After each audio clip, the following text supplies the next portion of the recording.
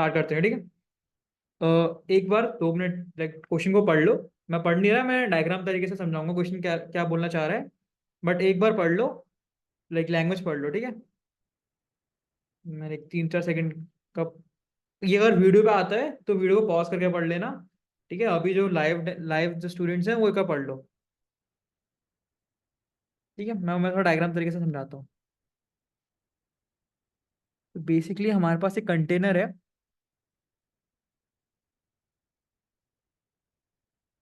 ठीक है। कंटेनर के अलावा दुनिया में और कुछ भी नहीं है। या देखो, ये सिर्फ पढ़ने वाला सेशन है तो इसमें ये हरकतें मत करो इंटरनेट वाली,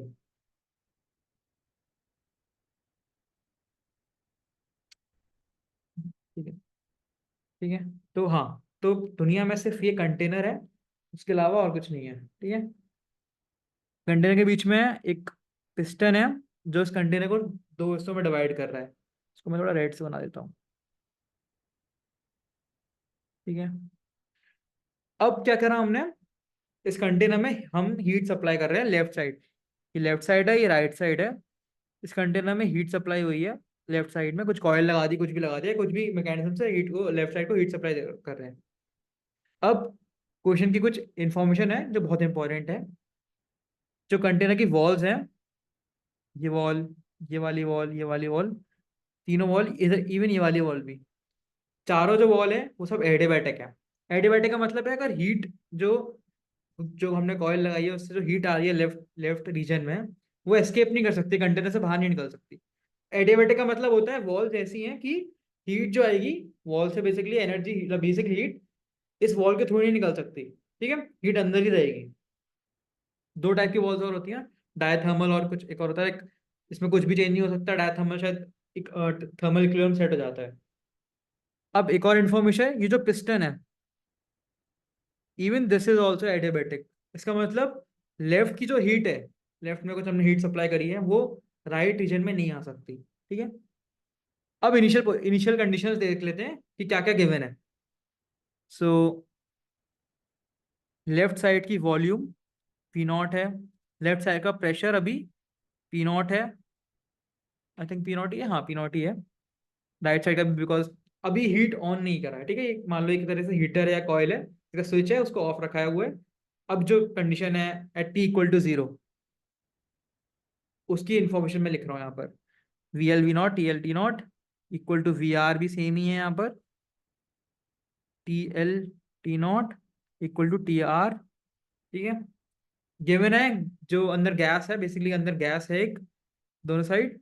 इसका कुछ गामा है 1.5 है, इसका कुछ सीवी की वैल्यू, हाँ एक और चीज, जो स्पेसिफिक कैपेसिटी है जो कांस्टेंट होती है वॉल्यूम पर, कांस्टेंट वॉल्यूम पर जो हम निकालते हैं वो भी कांस्टेंट है, मतलब इंडिपेंडेंट ऑफ टेम्परेचर है, ठीक है। ये चीजें इंफॉर्मेशन गिवन है। नाउ अब पूछा क्या है, अब हाँ, अब मैंने स्विच ऑन कर दिया, बेसिकली कॉल को ऑन कर दिया। अब एक बार मुझे चैट पे लिख के बताओ कि जब मैं कॉइल को ऑन रखूंगा, मैं आंसर नहीं देख रहा अभी, कॉइल को जब मैं ऑन कर दूंगा तो क्या होगा, क्या होगा। ये जो क्वेश्चन मैं डिस्कस कर रहा हूँ ना, ये इसलिए कर रहा हूँ ताकि तुम्हें ऐसे टाइप के क्वेश्चंस को करना आ जाए, या ऐसे टाइप के क्वेश्चन जो किस तरीके से करते हैं वो सिखाऊंगा।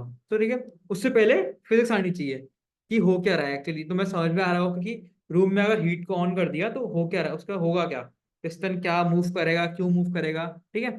तो हमने क्या किया, हमने कॉइल को ऑन कर दिया, हीट ऑन कर दिया, ठीक है। अब जब कॉइल ऑन करेगा तो जो अंदर जो लेफ्ट साइड वाली जो जो गैस है उसके मॉलिक्यूल का रैंडम मोशन बढ़ेगा, रैंडम मोशन बढ़ेगा तो टेम्परेचर बढ़ेगा, टेम्परेचर बढ़ेगा तो हमें पता है आइडियल गैस इक्वेशन होती है, तो वॉल्यूम प्रेशर को भी बढ़ाना चाहेगा। जब प्रेशर बढ़ाना चाहेगा वो, तो जो ये जो पिस्टन है जो मासलेस है इस वक्त, मासलेस ही है, ये इस साइड शिफ्ट होना शुरू कर देगा, बिकॉज लेफ्ट साइड का प्रेशर बढ़ रहा है ना। किसी भी दो, अभी तो प्रेशर दोनों साइड, इनिशियल कंडीशन में दोनों साइड बराबर था, पी नॉट पी नॉट। अब पीएल बढ़ने लगा तो पी आर, जब यहाँ का जो प्रेशर है वो कम, जब कम होगा तो अनइक्वल फोर्स की वजह से पिस्टन लेफ्ट साइड मूव करेगा, ठीक है। यहाँ का टेम्परेचर भी बढ़ना शुरू हो जाएगा। थोड़े टाइम के बाद टी, इस टाइम को मैं बोल देता हूँ आफ्टर, राइटिंग थोड़ी मेरी खराब है तो यार उसको देख लेना, आफ्टर टी इक्विलिब्रियम, कुछ टाइम के बाद हमने स्टॉप वॉच ऑन करी थी, जब हमने कॉल ऑन करी स्टॉप वॉच बंद कर दी जब टी इक्विलिब्रियम सेट हो गया, सपोज 1 घंटा 10 घंटे, ठीक है। उस टाइम पर अब मैं एक न्यू कंडीशन बना रहा हूँ, न्यू न्यू स्टेट बना रहा हूँ, जो अंदर जो गैसेस थी, ठीक है।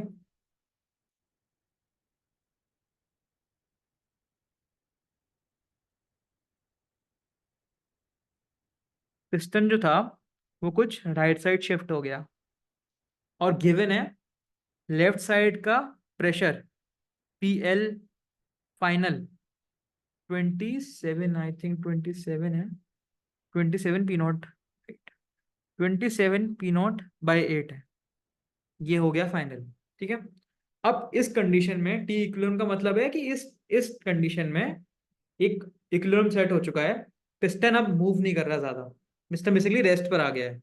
इसका मतलब है कि इस चेम्बर में प्रेशर और इस चेम्बर में प्रेशर सेम हो चुका है, तभी एक इक्विलिब्रियम सेट होगा ना, दोनों साइड से बराबर फोर्स लग रही होगी, ठीक है। तो पी आर जो है फाइनल, उसकी वैल्यू भी 27 P0/8 है, ठीक है।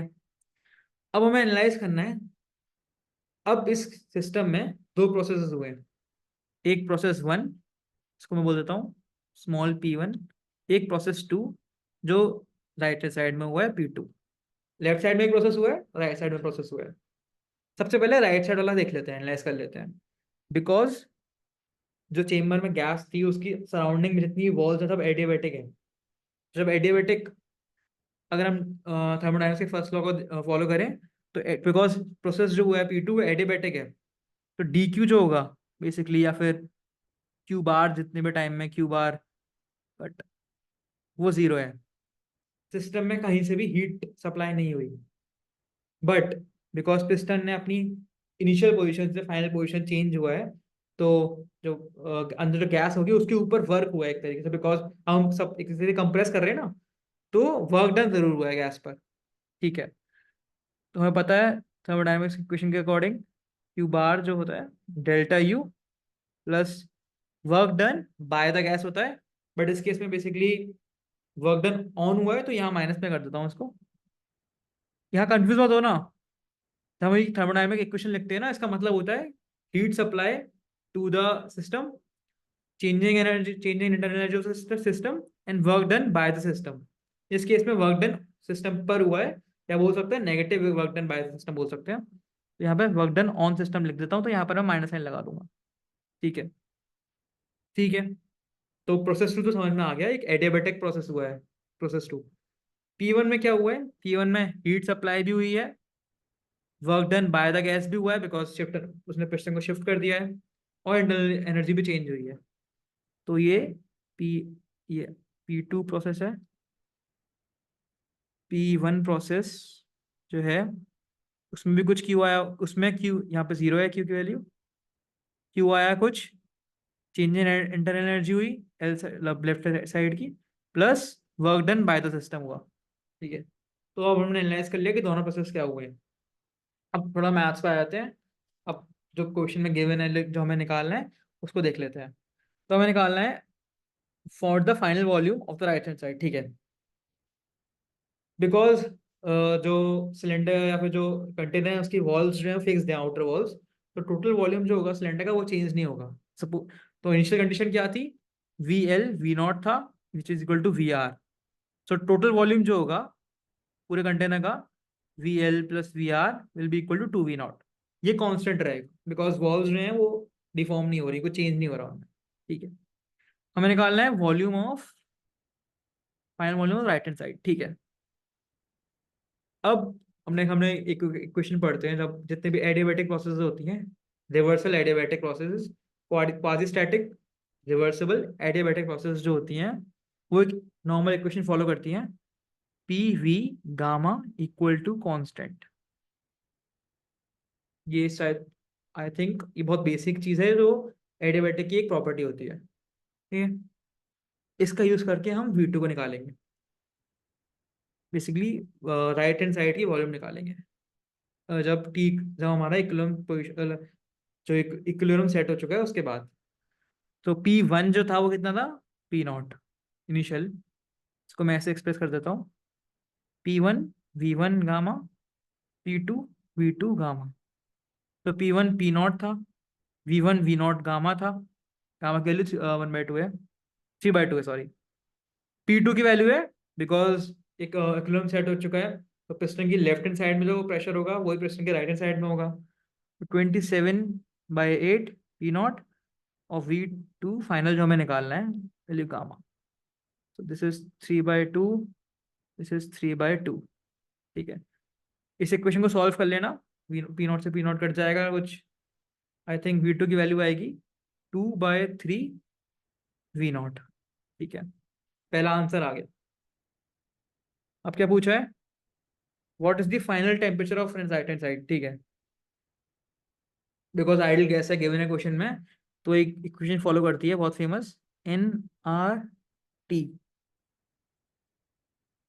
ठीक है, बिकॉज कहीं भी होल नहीं है राइट हैंड साइड में, कहीं भी ऐसी चीज नहीं है यहाँ से गैस स्किप कर सकती है, तो नंबर ऑफ मोल्स जो होंगे जो गैस के वो इनिशियल कंडीशन में और फाइनल कंडीशन में सेम होंगे। सो एन आर जो होगा वो कांस्टेंट होगा, तो मैं इसको एक्सप्रेस कर सकता हूँ P1 V1 T1 is equals to P2 V2 T2। ठीक है, मैंने V2 ऑलरेडी निकाल लिया है, V1 मेरे को पता है, तो वहाँ से T2 आ जाएगा। T2 will be equal to, P2 की वैल्यू है 27/8 P0 अपॉन P0, V2 की वैल्यू है 2/3, कट जाएगा T इंटू T1 जो कि गिवन था T0 तो 3, तो इसकी वैल्यू आ गई आई थिंक 9/4 T0।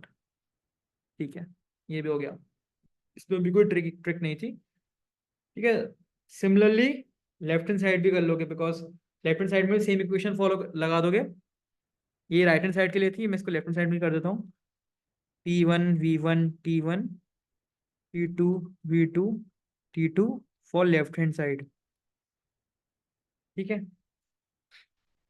हाँ जो V2 है लेफ्ट हैंड साइड का वो यहाँ से हमें कैलकुलेट करना है, बिकॉज मेरे को पता है V टोटल जो है वो कांस्टेंट है। सो VL क्या हो जाएगा, 2V0 बेसिकली टोटल में से, VT minus VR which is equals to 2V0 minus 2/3 V0।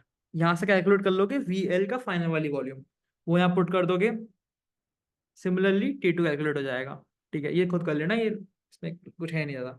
ठीक है, नाउ अब क्या निकालना है, how much heat must be supplied to the gas on left hand side, ignore the coil. ठीक है, अब प्रोसेस वन में जो हम हीट सप्लाई हुई है लेफ्ट हैंड साइड वो कैलकुलेट करनी है।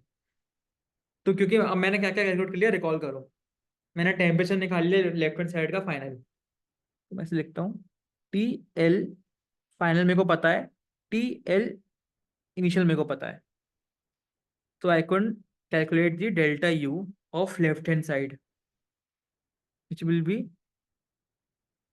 NCV delta T। ठीक है, ये मेरे को पता है, मैंने कैलकुलेट कर लिया है। मुझे क्या नहीं पता, work done by the gas. ठीक है, मेरे को ये नहीं पता, और मुझे क्यों निकालना है। अब work done by the gas जो होगा वो एक्चुअली में work done on the gas है राइट हैंड साइड का, बिकॉज जितना लेफ्ट हैंड साइड के गैस ने वर्क किया है वो इक्वल है राइट हैंड साइड के गैस पे जो वर्क हुआ है।